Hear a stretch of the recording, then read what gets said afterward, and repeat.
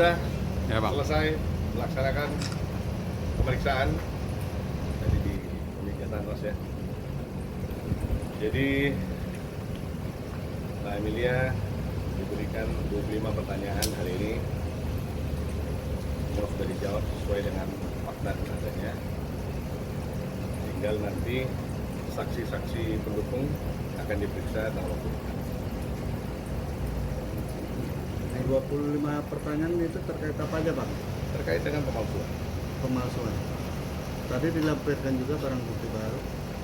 Sudah kita sampaikan. Akte cerai, bukti bahwasannya Mbak ini nggak pernah tinggal di apartemen itu, dan bukti KTP, surat domisili wilayah di sana, sudah kita lampirkan lah semua bukti terkait. Bahwasanya tidak ada hubungannya seorang Emilia dengan Jakarta Selatan. Apalagi apartemen yang disebut, Emilia tidak pernah tinggal di apartemen tersebut. Ini kan terkait pemalsuan data ya, atau Ya. dokumennya. Mungkin pasalnya sendiri dan ancamannya berapa, Bang? Itu pasal 242 ya, itu di atas 4. Ancaman hukuman maksimal 7 tahun. Mbak Emilia sendiri awalnya tidak tahu kalau beliau sudah diceraikan. Tapi setelah yang bersangkutan mempublikasikan statusnya telah bercerai, setelah itu baru Mbak Emilia tahu melihat dari sosial media kalau suaminya yang dia rasa masih aktif hari itu telah menceraikan dia tanpa izin dan sepengetahuan. Bang Heran, ini kan juga tadi Bang sebelumnya juga ngomong kalau misalkan Bang Penny dan Bang Willy tidak boleh di podcast. Sedangkan sebaliknya Bang, posisi di sana lagi mulai bersuara di podcast kemarin itu seperti apa Bang? Ya kalian lihat aja lah, kita kan sekarang kita bicara, kita orang Indonesia bro ya. Ya kita nggak usah bicara kirim roket ke bulan, ya kita bicara ya 1 tambah 1 2 aja. Kita orang Indonesia percaya logika 100%. Sekarang kalian lihat yang cari pansus siapa? Pihak saya atau pihak sana? Jadi awalan seakan-akan kan ini playing victim. Lelaki sejati tidak akan bermain seperti ini, kan kasarnya gitu. Lelaki sejati tidak akan playing victim. Kita dari awal ya di posisi kita, kalau saya bersuaranya agak maksimal, saya di posisi korban dan saya mendampingi lebih dari satu korban, dan korbannya dua-dua adalah wanita. Dan di mana ini bukan saya bungkam, memang mereka memang orang yang bukan orang-orang yang vokal. Jadi memang saya harus bersuara di sini. Jadi jangan pernah dipikir saya memanipulasi pikiran mereka atau saya doktrin mereka agar tidak bicara supaya saya ambil alih panggung. Enggak bro, gue banyak kerjaan ya, saya bukan pengacara pengangguran kasarnya gitu. Kalau gue nggak tahu kalau yang di sana ya gitu. Kita time padat loh gue bilang. Ini benar-benar gue bilang saya bukan cari duit di sini, saya benar-benar mencari keadilan untuk mereka. Sekali lagi gue bilang mereka ini adalah cerminan wanita di Indonesia yang mana terjolimi oleh pria asing. Kebetulan di sini prianya 1 orang, korbannya masih 2. Gue nggak tahu yang berikut, gue nggak tahu yang belum terdata dan belum datang ke saya, kan gitu. Ada beberapa yang sudah menghubungi saya, mengaku korban yang pernah terlibat dengan ya mungkin one night stand atau gimana, cuma ya saya belum mau publis dulu, nanti terlalu melebar saya punya cerita kan gitu. Tapi sekali lagi saya bilang saya tidak takut dengan hujatan-hujatan mereka, karena saya memang di sini untuk bersuara. Ya, saya tidak mau bilang itu dengan speak up. Saya di sini fungsinya bersuara. Kenapa? Kalau saya bungkam, kalau saya pun tidak bersuara, siapa yang tahu apa yang terjadi dengan 2 wanita ini? Ya, jadi ini bukan klien dan asisten atau asisten dan klien, enggak. Jadi ini juga bukan temannya klien, dua-dua klien saya. Dan dari hari itu sampai hari ini saya masih berdiri di sini. Kalian lihat di sana. Macam mana gonta-ganti istri, kayak gitu pengacara pun gonta-ganti ya. Masukin draft gugatan cabut, masukin gugatan salah, masukin gugatan cabut. Nah ini ada lagi sekarang pengacara baru lagi apa ngomen-ngomen nih di situ. Kalau saya memang benar, gue dipanggil periksa, ada media, saya bicara, ini nyata. Nah kalau saya harus bicara, saya di sana pecahkan ya, itu sah-sah saja. Biar dunia tahu, masyarakat Indonesia tahu apa yang terjadi di sini. Karena ini mereka ini kan sudah habis dijolimi, sudah habis termakan oleh hoax. Jadi kalau dipikirkan tentang bagaimana nanti suatu saat anak itu besar akan melihat, anak itu akan melihat ini loh. sadar nggak sih yang ngomong gitu? Kalau memang kau memperjuangkan hak moral, kemerdekaan, pemikiran intelektual daripada anakmu, kau tidak akan buat ini loh.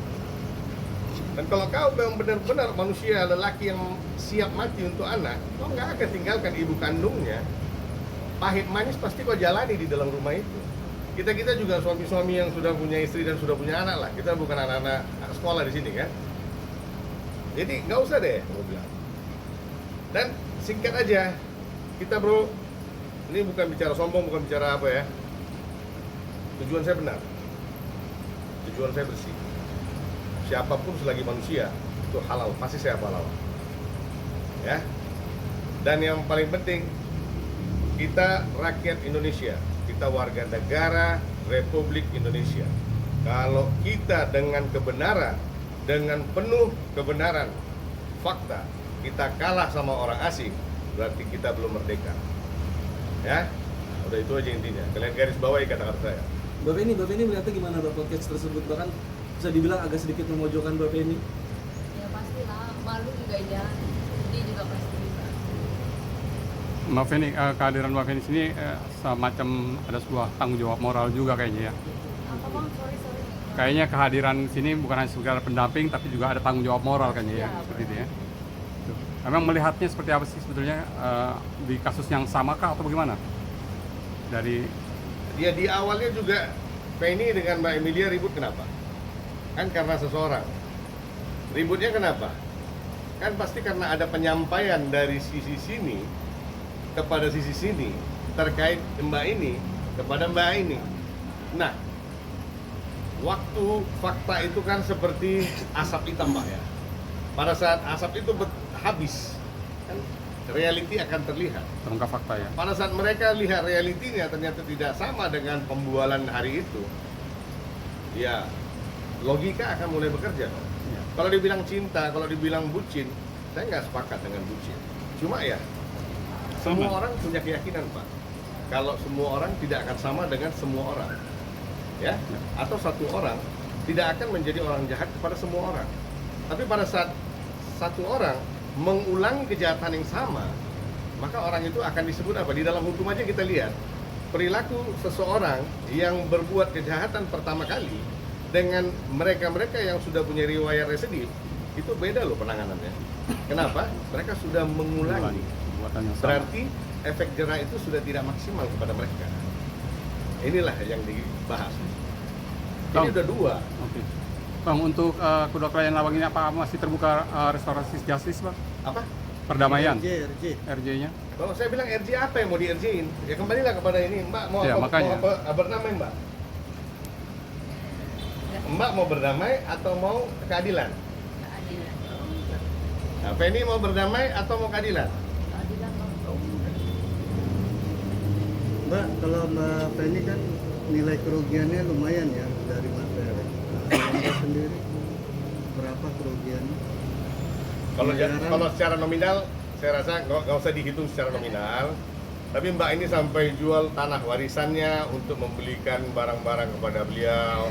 Mbak ini sampai menjual kios-kiosnya yang ada di market, yang di pasar untuk membeli, untuk mendempingkan mobil. Jadi banyak lah gue bilang. Jadi namanya pengorbanan, kalau kita hitung secara rasio nominal akan ada ketimbangan, akan ada ketimpangan. Tapi pada saat kita bicara kerugian, ya rugi kan. Mbak, kena gendam, Mbak. Sampai dijual semuanya kena gendam. Nggak tahu. Kenapa? Kena gendam sama Akas. Kena Oh, pelet. kena suling. Nah, Sampai mau ngejual semuanya, mau mulut manisnya apa sih, Mbak? niatnya kan baik. Niatnya baik. Jadi gini, kalian lihat ya. Saya nggak bicara Indonesia spesial, tapi kalian lihat, saya bisa bilang di Asia wanita yang paling baik hatinya itu wanita Indonesia. Asia ya, boleh coba. Dan ini menjadi nilai plus bagi mereka-mereka yang datang dari luar tanpa platform yang proper. Banyak, kalau saya boleh ngomong ya, kepada presiden gua ngomong, batasin orang-orang asing yang tidak punya kapasitas yang datang sini untuk meraup keuntungan. Perketat imigrasi, udah, perketat polisi, perketat perbatasan, udah. Mereka-mereka yang datang di sini, ini kita negara sedang berkembang loh. Dari hari itu sampai hari ini kita negara yang sedang berkembang. Nah, di negara seperti ini kita butuh investment, investasi, investor. Nah, kita nggak butuh predator. Kita nggak butuh sesuatu yang datang untuk mengeruk, memperkaya dirinya. Enggak. Dia harus datang menanamkan uang dia dari luar ke sini, baru bisa berbagi dengan masyarakat. Kalau ini orang-orang yang nggak ada alamat semua datang ke Indonesia, tiba-tiba sekarang udah bagaimana-gimana. Orang asing bisa buat duit 1 miliar, 2 miliar, 3 miliar di Indonesia tanpa bayar pajak. Gua tanya sama kalian, kalau kalian ke negara-negara terkait, kalian bikin duit begitu, mau nggak didiamin sama orang sana? Kenapa kita terlalu legowo loh, memberikan kesempatan ke orang asing untuk buat duit dengan melukai anak-anak perempuan di negara ini? Ya, ini yang gue lihat anak-anak perempuan yang terluka, gue nggak tahu kalau ada anak laki-laki yang terluka juga kan. Belum ada yang datang nih ya. Bang, ini kan Kadang ada lelaki yang senang lelaki juga gitu. Oke, kembali laptop gimana Bang? Bang, terakhir Bang, ini kan baru mungkin akan ada laporan yang lain Bang terkait dengan ini kan baru satu laporan ya. Kelihatan dari kerugian bisa aja laporan nanti secara perdata seperti itu Bang. Perdata nggak ada Bang? Nggak ada. Saya Melihat bukan dari pengacara perdata Bang. enggak, Saya maksudnya pengacara kan pidana. lihat dari kerugian klien Abang. Tidak. Sampai We situ. are not law and order country to fight in the name of civil, in the name of my client, kan katanya begitu. Oke Bang Deran, ini kan juga pihak Akas bilang kalau tidak diberikan nafkah batin selama 8 bulan Bang katanya. Itu benar apa enggak? Bang sebenarnya. Gimana? Ini pihak Akas bilang kalau dia tidak diberikan nafkah batin selama 8 bulan. Gimana, Bapak ini mungkin gimana Bang? Oh, yang sikapnya? bilang dingin itu ya? Iya. Ya. Di sini Kulkas dari kali. anak aja udah deket jaraknya. 1 bulan aku nggak mengandung, 1 bulan itu jedanya, habis itu mengandung lagi. Itu dingin kah? Berarti membantah soal 8 bulan tidak diberi nafkah atau tidak memberi nafkah batin ya? Jadi Mbak Feni-nya. Iya. gua kasih jawaban lelaki aja ya. Agak susah itu dicerna bagi kaum pecinta daging kambing. Nah udah itu aja. Lagi nggak ada lah, bullshit lah. Ngomong apa itu? Kan itu. Ya udah, tapi kalau dia mau ngomong biar aja. Kadang gua bingung lihat orang kadang istilahnya gini ya. Apalagi di Jakarta ini. Jakarta ini kalau mau diikutin mewahnya nggak ada habisnya. Ya, kalau masih naik mobil nggak usah belagu deh. Kecuali lu udah punya private jet, itu mah beda kan gitu. Dan orang kaya di Indonesia ini ya udah bukan mobil levelnya. Jika bilang Jakarta, gua nggak tahu daerah. Kadang ada orang-orang datang kadang kayak seakan-akan mereka itu di Malaysia itu pemegang saham Twin Tower. Datang ke Indonesia cerita miliar-miliar, ratusan juta kan gitu. Ya udah deh. Padahal kita tahu riwayat latar belakangnya seperti apa kan. Orang kaya di negaranya tidak akan merantau ke negara orang. Dah, kalian garisin. Pakai tinta merah kalau mau perlu. Oke. Dari zaman prasejarah sampai hari ini, ya, kecuali ekspansi kerajaan, dah, yang namanya orang merantau itu pasti dia untuk memperbaiki ekonomi dia di tanah baru. Itulah judulnya merantau. Nggak ada konglomerat pergi merantau, nggak pernah sejarah. Cek konglomerat mana yang anaknya mau dia di luar, yang jauh dari dia, di luar rumah, nggak ada. Omong kosong. Jadi kalau ada orang merantau begitu ngakunya orang kaya, ya cukup tahu aja. Berarti Anda sedang bingung. Oke. Oke Bang. Ya, terkait satu lagi. Ini dengan netizen nih ya, gitu. Kalian minta saya proses dia. Saya mengatasnamakan kedua wanita ini sebagai klien saya. Kalian minta saya proses dia. Kalian minta saya baju orange-kan dia. Kalau kalian memang nggak bisa sabar, kalian pesan aja sendiri baju orange-nya, gitu ya, sesuai dengan ukuran yang kalian suka. Warnanya mau terang mau muda terserah. Nomornya kalian yang atur. Jangan diatur-atur saya ya. Saya tidak terikat dengan kalian siapapun. Dan saya tidak punya kepentingan untuk mengikuti keinginan kalian. Klien saya ini, kebetulan mereka public figure, jadi banyak yang menonton. Itu aja. Saya praktisi hukum, saya punya cara kerja saya sendiri, dan hukum punya koridor dan waktu bekerjanya sendiri. Ini nggak bisa dirusak, ya.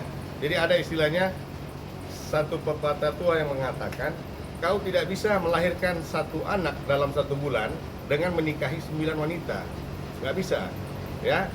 Ada durasi-durasi yang harus dipenuhi, harus ada durasi-durasi yang diikuti. Kalau saya langkahin, nanti bisa jadi bumerang bagi diri saya, apalagi klien-klien saya. Jadi saya tidak terikat dengan siapapun. Dan banyak dari kalian yang menghujat dia, meminta kita untuk proses dia, tapi tetap masih like dia. Ini tidak baik. Oke? jangan jadi netizen yang berwajah dua. Jadilah netizen yang loyal, yang tulus sesuai dengan kata-kata. Oke, terima kasih. Nah, ini ada yang mau tambahin, Ya. Mbak Emilia? Mbak Emil, ada yang mau ditambahkan apa terkait masalah ini? Ya, Anak-anak baik mereka ini. Mbak Feni, tapi kan dari pihak sana sempat mengatakan mereka justru mengalami kerugian kerugian apa? ya dalam hal materi ya. Apa? Bangkrut apa ini? Bangkrut dia punya pabrik. Usahanya ya. Usaha apa? Ini Apa? multinational company Ya. dengan karyawan 40.000 orang atau 50.000 orang, gimana, Pak? Usaha apa, Pak? Aku nggak tahu, kau lah yang tahu mantan suamimu. Nah, usaha apa nggak mungkin dulu? Faktanya apa pengusaha apa bukan dia gitu loh. Aku selama sama aku nggak tahu dia pengusaha. Kerjanya apa kak? Ya itu endorse, endorse yang dapat uangnya dari situ. Nah sekarang gue bilang, sorry ya Feni, sorry ya semua ya. Saya baru di TikTok, nah, dan saya buka TikTok bukan untuk Feni. Saya buka TikTok untuk mengangkat orang-orang yang terzolimi dalam nama hukum. Dan Feni datang. Nah sekarang kalau dibilang, gua goreng mereka, udah sampai follower gua jadi apa banyak. Nah sekarang gua nggak pernah terlintas ke sana. Nah sekarang gua tanya, dia waktu pertama kali kenal Feni, follower dia berapa banyak kan? 200.000. Nah sekarang berapa? Di IG ya, di IG ya. Nah, Di IG. Sekarang dia 1 juta ya. Aku nggak infoin juga. Aku udah deh, nggak ngomong usah, aja. kan gitu. Jangan. Tujuan Anda memang jorok dari awal. Anda pakai wanita ini untuk mempublikasi diri Anda. Kalau saya enggak, memang keadilan tujuan saya. Dua wanita ini harus dapat keadilan. Saya sekali bilang, ini negara sudah merdeka, ya. Ini dua anak bangsa. Kalau kita kalah lawan orang asing di negara kita, berarti kita belum merdeka. Nah. Dan jangan ada netizen yang bermuka dua. Bagaimana cara kalian? Masing-masing. Udah.